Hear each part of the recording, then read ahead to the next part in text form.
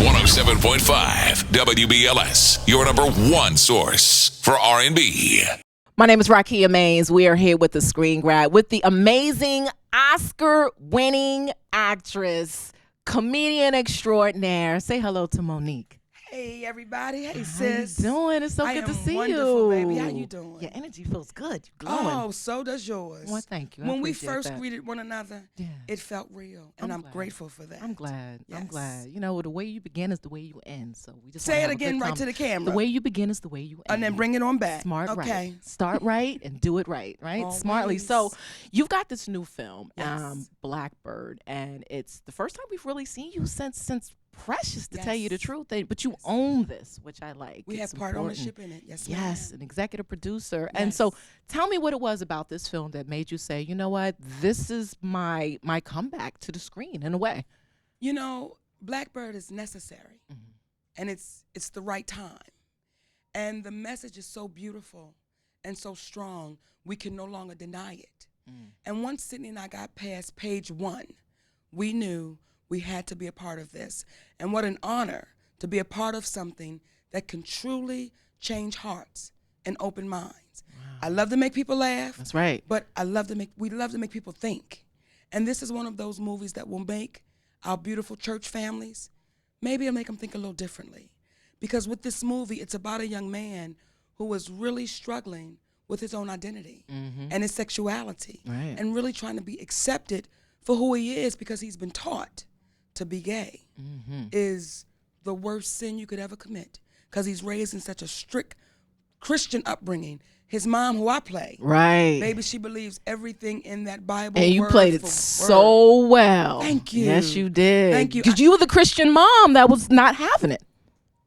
Praying all the time. I can't remember how many times I went to church. So, no, I didn't have that mother, but I know those mothers. You know, because coming up at 16 years old, I was introduced to the culture by these beautiful, young, gay black boys. And they all pretty much had the same story. Monique, once I came out, I got thrown away. Wow. My mom didn't want me. The church didn't want me. I couldn't go to the family reunions because it was just this sin and it was this curse. So I know that woman. So hopefully I've played her honestly enough so that maybe a woman that is Claire Rousseau, she'll see herself in that character.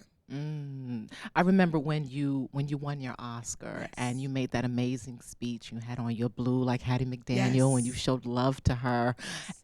And then you talked about the roles that you received after, and you didn't like those roles, and you had to draw a line and say, I'm not accepting that. Can you talk about some of the roles that you actually were being given, but also when you think about it, how much has Hollywood changed since Hattie's time? You know, if you know about Hattie's time and the beginning of us going into Hollywood, the feeling has always been, all you have to do is make them famous. You don't have to make them wealthy. They just want to be the most famous person in their neighborhoods. So when they go back to the neighborhood, everyone knows them. But to pay them fairly, you don't have to. And you understand that mindset because we come from a place where you've never had to pay us. That's right. Then the moment you do have to pay us, you can pay us as little as you want to because we've never received anything. So a lot of us are happy with just that little bit. And when you find those people that say, no, you got to pay me my worth, well, then you can be considered difficult. Or you can be considered demanding. And I understand that. So I don't have any problem when people say, Monique's difficult. But when you ask them, well, what makes her difficult? Well, then the conversation goes silent. Because now you have to say it out loud. Oh, well, she wanted to be paid according to a resume. We don't do that. Don't she know?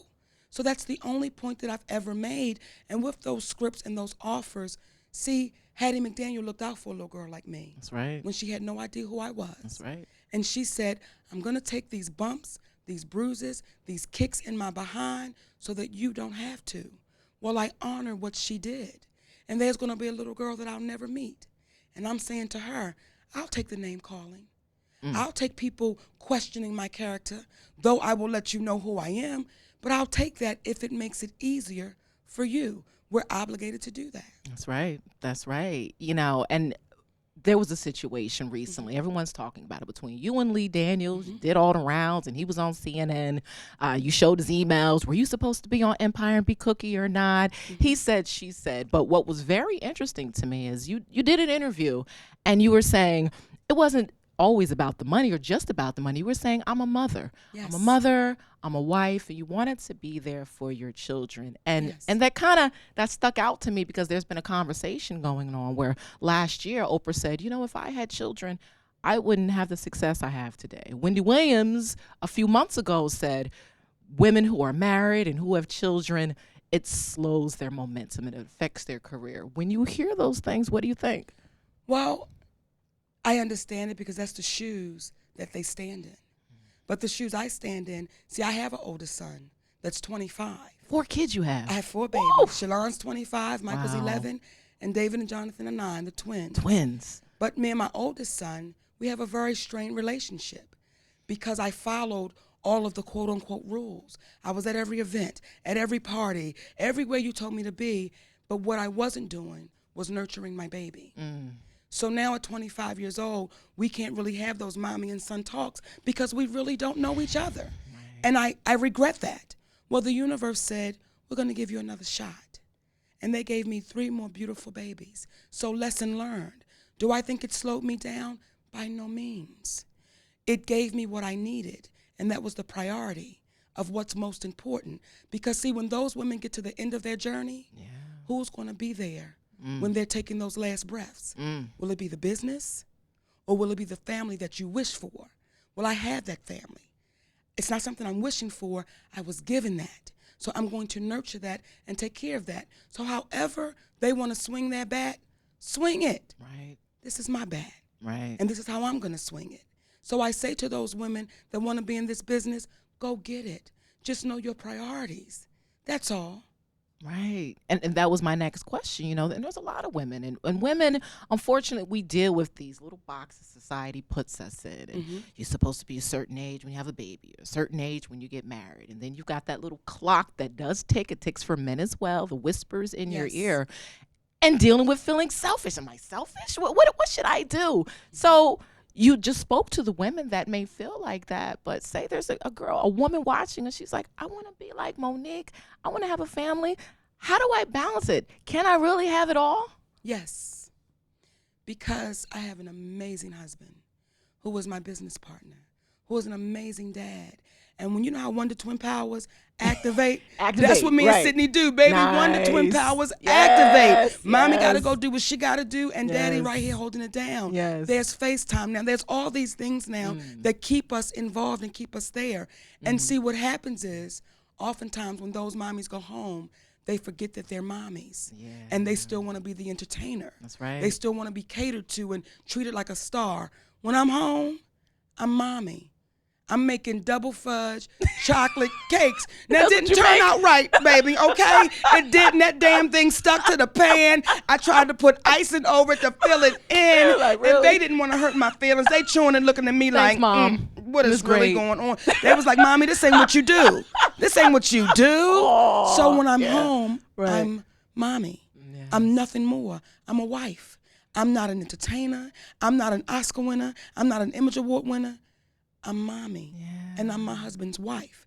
And once we learn that balance, see, right now I think we're caught up in being the boss. A lot of us are. I want to be the boss. Well, do you know what boss means for me? Being one selfish sister. Because when you're the boss got to do it all. The boss gives the orders. I don't want to be the boss. You don't want to be the boss. I want to be Mrs. Sidney Hicks. Look at that. I carry that with pride. Go, girl. That's what I want to be. Right. I want to be my children's mother. Now, when I go outside that door, I'm that. But that's how you balance that out. That's right. That's right. Well, so what's the perfect Mother's Day for you? The perfect Mother's Day is today. When I talk to my babies before they went to school. Yeah. I'm not going to do this with you. Oh. And my baby says, hey, we love you. And you have a good time in New York. That's Mother's Day. Yes. Last night was Mother's Day. That's right. Before they went to bed. And we all said the prayer. And we FaceTiming. And they blowing me kisses. Every day is Mother's Day for me. That's so beautiful. And when you celebrate Mother's Day for the mothers in your life, what's a typical Monique thing to do? You know what I told my mother one time? Okay. I said, next time you're in the store, look at a Mother's Day card and read the best one. That's how I feel about you. That's me. That's I wrote me, that. baby. That's it. Because you want to have Mother's Day every day with those women in your life that are important. I can't give it to one day. That's right. I think they're looking at me like, really? Mm-hmm. Just this one day you're going to feel special about me? For those good sisters in my life, baby. Yes. They deserve that every day. Every day. Yes, ma'am. Well, congratulations on everything. I'm excited about Bessie on HBO. That looks good. Ma Rainey, you playing? Oh. I play my Rainey. Woo. However, Queen Latifah plays Bessie Smith. I know. And the way we felt about Jamie with Ray Charles is the way people will walk away Really? about Queen Latifah as Bessie Smith. Woo. I thought Cleo from Set It Off Yeah. was her best performance I ever. say the same thing. Oh, baby. She was She in was in hardcore. Yes. So this is better Bessie than Cleo? Smith, in my humble opinion, Yes. is her greatest performance to date. What? That sister is just, she blows you away. And to have the honor and the pleasure to work with a living legend and an icon. See, I watched her in high school on MTV Raps. That's okay, baby. Out of Jersey. I'm from Jersey, so I know. Ladies I'm first. Watching this, right. Ladies first. Ladies first. Hit it. Ooh, you couldn't tell me nothing, baby. I was Queen Latifah. Yes. So to have the opportunity to tell these stories and to tell this woman's story, and it's real, and to play Ma Rainey, who was Bessie Smith's mentor, and to watch this amazing friendship with these two women that we oftentimes no longer get a chance to see. That's true. But Ma Rainey was this woman who she loved from her heart. She loved you hard. She believed in what she believed in. She was not wavering. You weren't going to push her around. But if you was her friend, she was your friend, baby, through all of the craziness. Because there's a period where Bessie go a little different. But Ma Rainey say, I'm going to wait for you to come back because you got to go through what you got to go through. That's right. That's she was that woman. So what an honor to be able to bring that woman to life. Yes. And before every scene, I would say to her, Ma Rainey, give it to me. Let me be you. So when they said action, I hope that I've done that woman justice. Wow. Well, you have done us justice just by coming here and speaking your truth, as you always do. Much luck to everything you do. Thank Blackbird, you, sis. April 24th. Bessie coming to HBO next month. We can't wait. Yes. Monique. Y'all make sure y'all support my sister. One of the best. Thank you, you, baby. I appreciate that.